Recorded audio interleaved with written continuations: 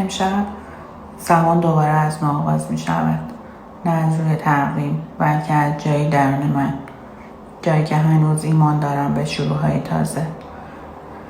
سالها می گذرند اما من یاد گرفتم هر تولد تنها جشن عددها نیست. جشنی است برای تجربه، برای رشد، برای تمام دردهایی که منو ساختن و لبخندهایی که منو نجات دادن. امشب شمع‌ها رو نه برای آرزو بلکه برای قدردانی روشن میکنم. قدردانی از خودم، توکتم، از انسانی که در طوفان‌ها ایستاد و هنوز لطافت دلش را از یاد نبرد.